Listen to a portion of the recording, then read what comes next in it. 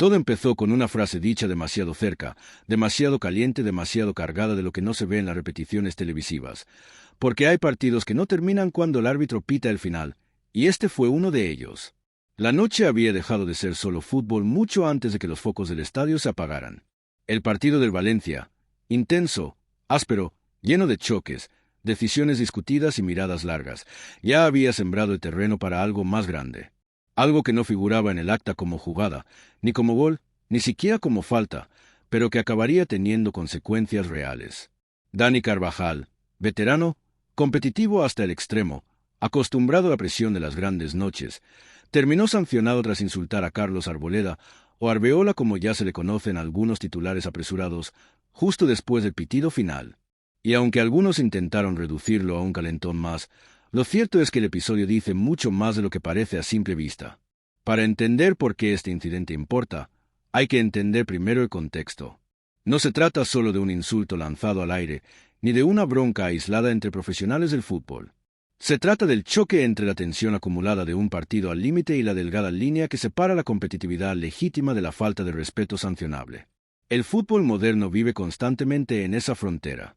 Se vende pasión, se exige entrega total, se glorifica al jugador que no se esconde, pero luego se pide compostura cuando la adrenalina todavía está corriendo a toda velocidad por las venas. Y ahí, justo ahí, es donde estalló el conflicto. El partido había sido tenso desde el primer minuto. El Valencia, con un planteamiento serio, intenso, sabiendo perfectamente qué partido quería jugar, apretó desde el inicio.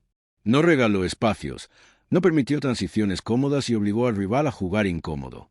Carvajal, en su banda, tuvo trabajo de sobra. Cada balón dividido era una batalla, cada subida un riesgo calculado, cada choque una pequeña guerra personal. Arboleda, por su parte, no fue un espectador pasivo. Entró fuerte cuando había que entrar, habló cuando había que hablar y no rehuyó el cuerpo a cuerpo verbal que tantas veces se da en partidos de este calibre. Durante 90 minutos, el árbitro fue apagando fuegos pequeños. Un empujón aquí, una protesta allá, una mirada desafiante que no llegó a más. Pero el fútbol no es solo lo que se ve. Es también lo que se dice en voz baja, lo que se murmura al oído, lo que se suelta cuando la cámara apunta a otro lado.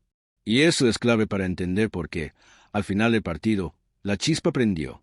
El pitido final debería haber sido un alivio. Para unos, misión cumplida. Para otros, frustración contenida. Sin embargo, lejos de relajarse, el ambiente se tensó aún más.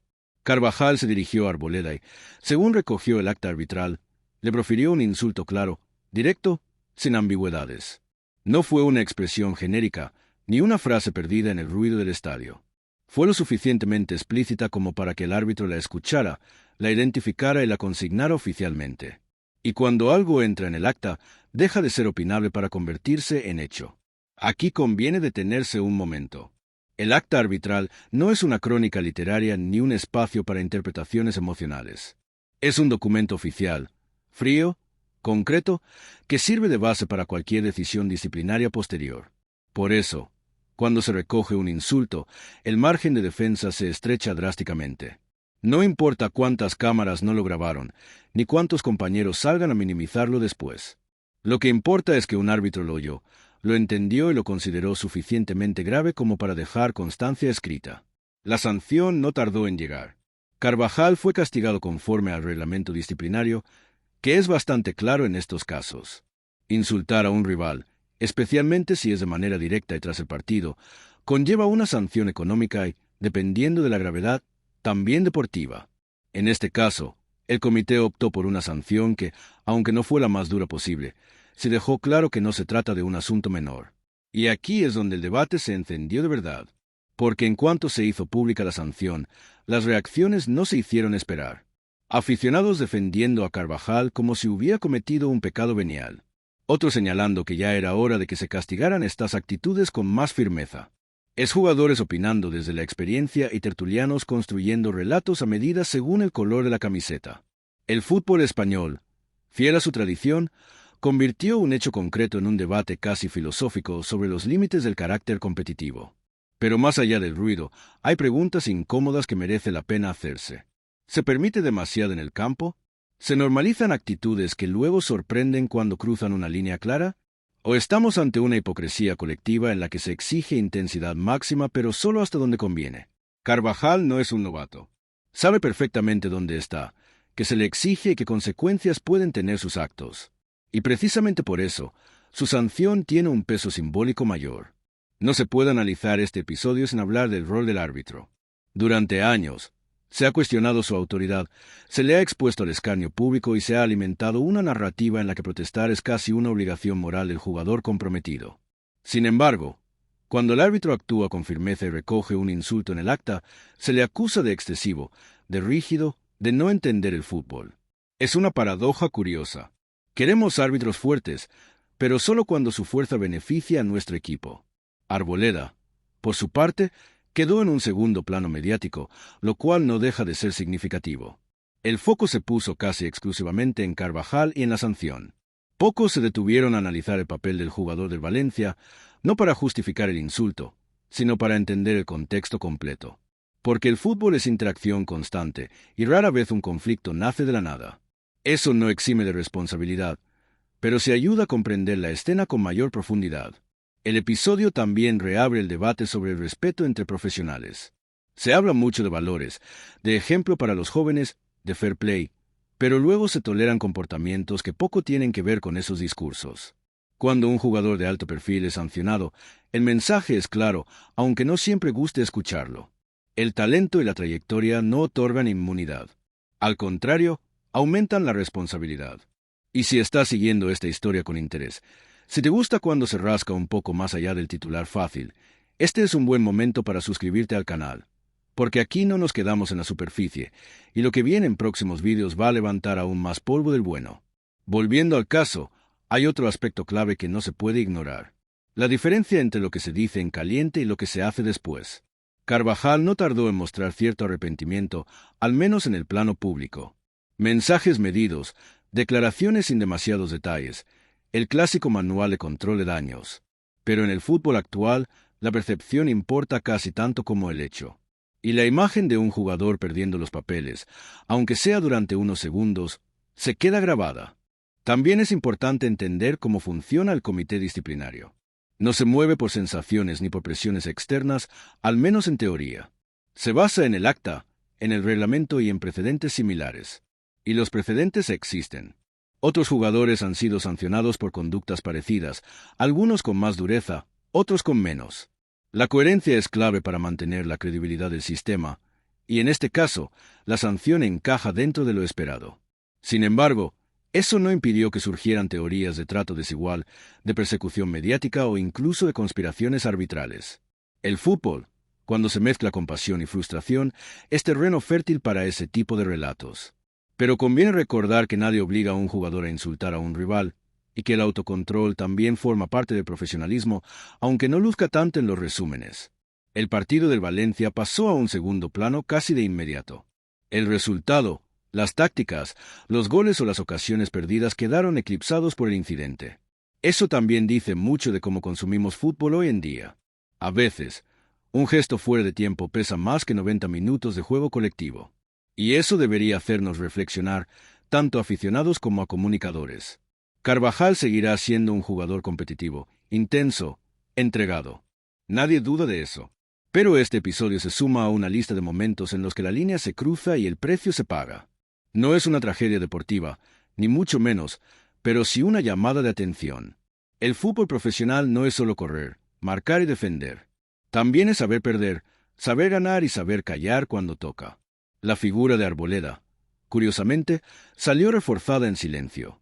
No por haber provocado nada, sino por mantenerse al margen del ruido posterior. No hubo declaraciones incendiarias ni gestos exagerados. En un entorno donde muchos buscan el foco incluso en la polémica, su discreción fue casi revolucionaria. A veces, no decir nada es la mejor respuesta. Este caso también sirve para recordar que el reglamento existe por algo. No es un adorno ni un recurso opcional. Marca límites claros, y cuando se cruzan, hay consecuencias. Podemos debatir si las sanciones deberían ser más duras o más suaves, pero lo que no tiene sentido es sorprenderse cuando se aplican. Y si te estás preguntando por qué estas historias importan más allá del chisme futbolero, la respuesta es sencilla. Porque el fútbol es un espejo. Amplifica conductas, actitudes y valores. Lo que se permite en el césped se normaliza fuera de él. Por eso, cada sanción, cada decisión disciplinaria envía un mensaje que va mucho más allá de los protagonistas directos. Estamos llegando al final, pero antes de cerrar, merece la pena subrayar algo. El fútbol necesita carácter. Sí, necesita jugadores que no se escondan, que compitan cada balón como si fuera el último. Pero también necesita límites claros y respeto básico. No son conceptos incompatibles, aunque a veces se vendan como enemigos. Así que la próxima vez que veas a un jugador al límite, recuerda esta historia. Recuerda que detrás del escudo, del ruido de la pasión, hay normas que se aplican, aunque molesten. Y si este tipo de análisis te aporta algo más que el resumen rápido de siempre, dale al botón de suscribirte, porque aquí seguiremos contando el fútbol sin maquillaje, con contexto, con criterio y sin miedo a decir lo que toca. Carvajal cumplirá su sanción, el Valencia seguirá compitiendo y el fútbol continuará, como siempre. Pero este episodio quedará como una pequeña lección en medio del caos habitual. Una prueba más de que en el fútbol, como en la vida, no todo vale, incluso cuando el corazón va a 1000 por hora. Y quizá, solo quizá, la próxima vez alguien respire hondo antes de soltar la frase que no tiene vuelta atrás. Y ese respirar hondo que quizá faltó no es un gesto menor ni una frase hecha para cerrar en falso. Es el punto exacto donde se cruzan la biología, la psicología y el oficio. Porque cuando un futbolista termina un partido de este nivel, su cuerpo no está preparado para la calma. La adrenalina sigue disparada. El pulso tarda en bajar y la cabeza continúa jugando el partido aunque el balón ya no ruede. En ese estado, cualquier palabra pesa el doble, cualquier provocación, real o percibida, se siente como una afrenta personal. No es una excusa, es una explicación, y entenderla no significa justificar lo ocurrido, sino ubicarlo en su verdadera dimensión. Carvajal no habló desde la frialdad ni desde la reflexión. Habló desde el desgaste físico, desde la acumulación de choques, desde una frustración que no encontró salida dentro del campo. Durante el partido ya se habían visto gestos, miradas, pequeños intercambios verbales que no llegaron a romperse, pero que fueron sumando tensión como capas invisibles. Esas capas no se evaporan con el pitido final. Al contrario, a veces es justo ahí cuando estallan, cuando ya no hay una siguiente jugada que obligue a concentrarse en lo inmediato. El detalle del insulto, más allá de su contenido concreto, importa por su forma. No fue un murmullo perdido ni una reacción descontrolada acompañada de aspavientos. Fue una frase lanzada con intención, dirigida a una persona concreta, en un contexto en el que el árbitro todavía ejerce autoridad plena.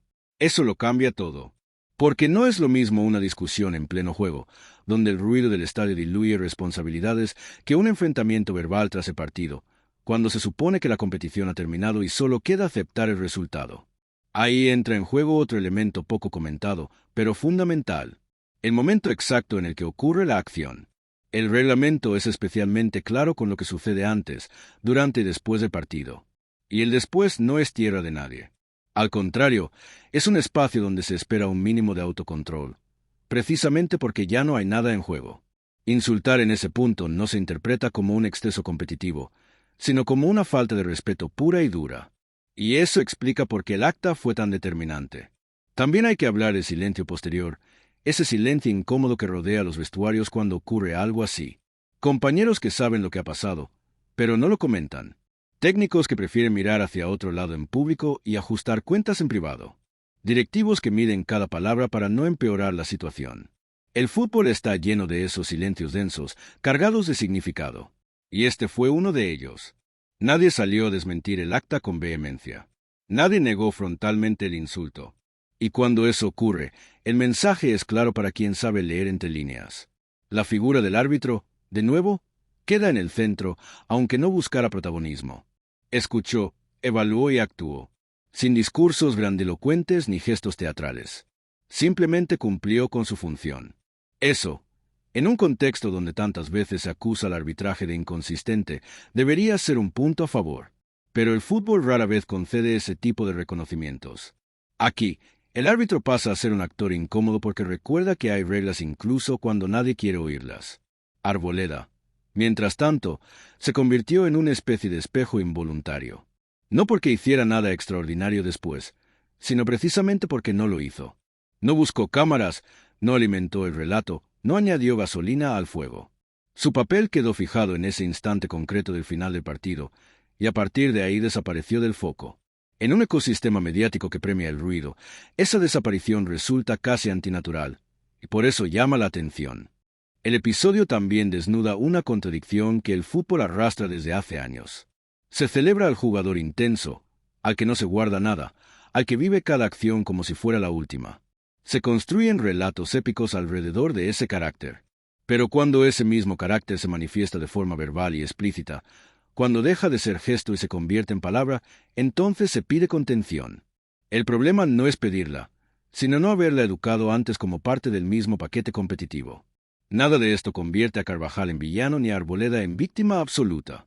El fútbol no funciona en esos términos tan simples. Lo que hace este caso interesante es precisamente su normalidad. Podría haberle pasado a muchos otros jugadores en circunstancias similares. La diferencia es que aquí se cruzó la línea visible, la que deja rastro escrito y obliga a actuar. Y cuando eso ocurre, el sistema responde, no por capricho, sino por necesidad. Ese es el matiz que a menudo se pierde en el debate. La sanción no es un castigo ejemplarizante para enviar un mensaje abstracto. Es una consecuencia directa de una acción concreta, recogida de forma clara. Todo lo demás son capas de interpretación que cada uno añade según su posición, su equipo o su estado de ánimo. Pero el núcleo del asunto es simple y, precisamente por eso, incómodo. Hubo un insulto, fue escuchado, fue registrado y tuvo consecuencias. Y ahí, en ese punto exacto donde no hay épica ni dramatismo exagerado, es donde este episodio encuentra su verdadero peso.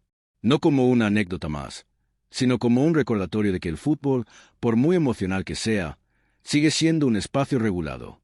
Un lugar donde el carácter se mide no solo por cómo se compite, sino también por cómo se acepta el límite cuando aparece, sin necesidad de añadir una palabra de más. Ese límite del que hablamos no aparece de forma abstracta ni cae del cielo como una norma lejana. Se construye segundo a segundo en el propio campo, en cada gesto previo que va marcando el clima emocional del partido. Y en este caso concreto, ese clima llevaba tiempo cargándose. No fue una explosión espontánea, fue más bien la última gota en un vaso que llevaba rato temblando. Durante el encuentro, Carvajal había reclamado varias acciones, algunas con razón, otras desde la desesperación de quien siente que el partido se le escapa por detalles mínimos.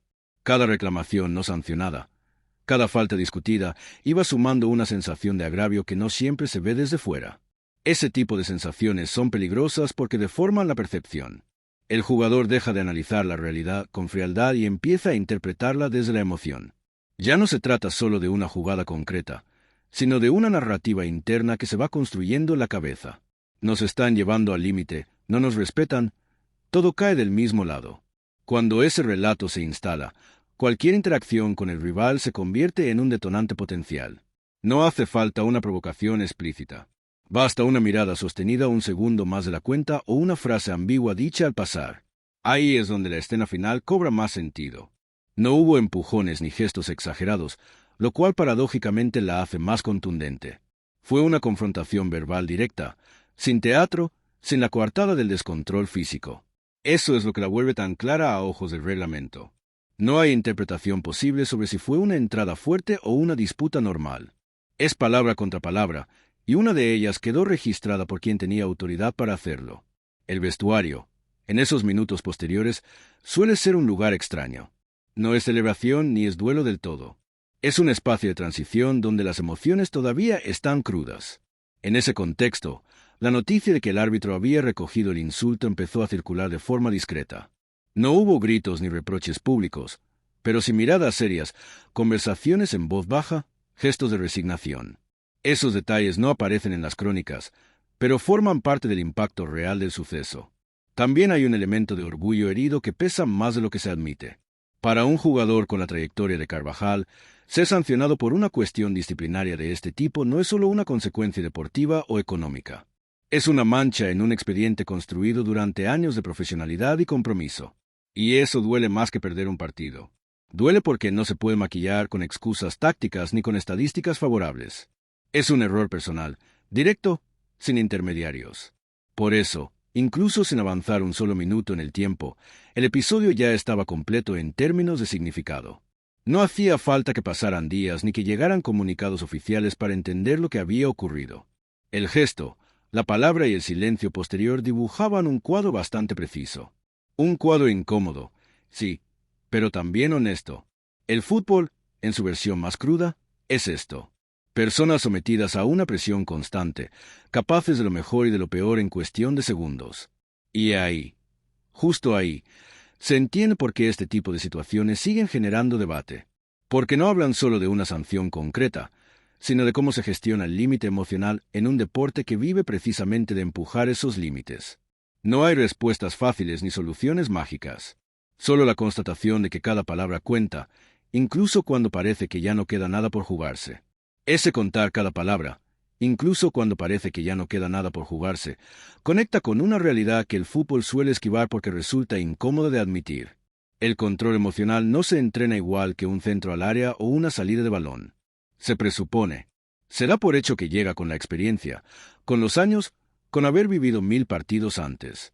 Pero la experiencia también acumula desgaste, cicatrices invisibles, una memoria de agravios que no siempre se limpia al final de cada temporada.